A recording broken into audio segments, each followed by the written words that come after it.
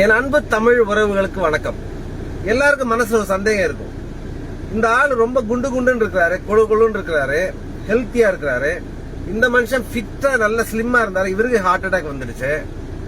இந்த ஆள் பாக்கெட்டா சிகரெட் ஊதுறாரு. இந்த ஆளுக்கு எந்த கெட்ட பழக்கம் இல்லாம இருக்கிறாரு. கெட்ட பழக்கம் இல்லாத ஆளுக்கு ஹார்ட் அட்டாக் வந்துட்டு இவருக்கு நல்லா இருக்கிறாரு. இந்த ஆளு நல்ல பிசிக்கலி ஆக்டிவா இருக்காரு, ஜிம்முல வச்சே ஹார்ட் அட்டாக் வந்துடுச்சு. இந்த ஆள் தூங்கி இருக்காரு, இவர் நல்லா இருக்கிறாரு. அப்ப யாருக்கு ஹார்ட் அட்டாக் வரும், யாருக்கு வராது, யாருக்கு ஸ்ட்ரோக் வரும், யாரு ஸ்ட்ரோக் வராது அப்படிங்கிற ஒரு கேள்வி எல்லாருக்கும் இருக்கு. இதுக்கான ஒரு அந்த ரகசியத்துக்கான விடை இப்ப தெரிஞ்சிருக்குது. என்னன்னா சிம்பிளான ஒரு விஷயம். நம்ம நார்மலா கொலஸ்ட்ரால் டெஸ்ட் பண்ணி பார்ப்போம் இல்லையா? HDL, LDL, VLDL, TGL, நல்ல கொலஸ்ட்ரால், கெட்ட கொலஸ்ட்ரால், இதையும் தாண்டி ஒரு கொலஸ்ட்ரால் இருக்குது, லிப்போப்ரோட்டீன் A.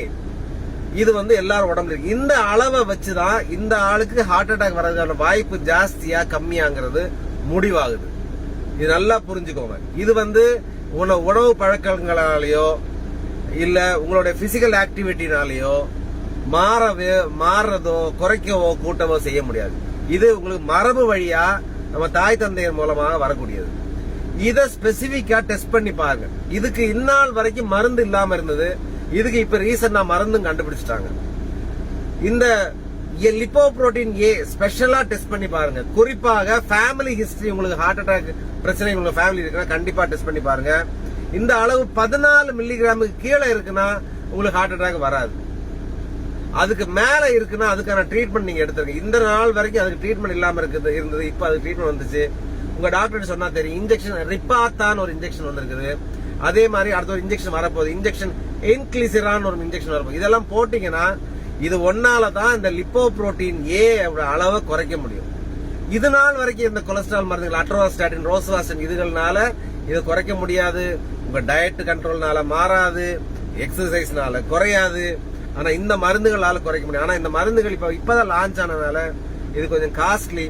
ஒரு இன்ஜெக்ஷன் 20,000 ரூபாய். ஒரு மாசத்துக்கு ஒரு இன்ஜெக்ஷன் போட்டுட்டு இந்த லிப்போப்ரோட்டீன் லெவல் A அந்த 14 மில்லிகிராம் கீழையும் உங்களுடைய கெட்ட கொலஸ்ட்ரால் அளவு LDL அளவா 55 கீழே வச்சுட்டீங்கன்னா உங்களுக்கு ஹார்ட் அட்டாக்கோ ஸ்ட்ரோக்கோ வராதோங்கிற கேரண்டியோட உங்க வாழலாம்.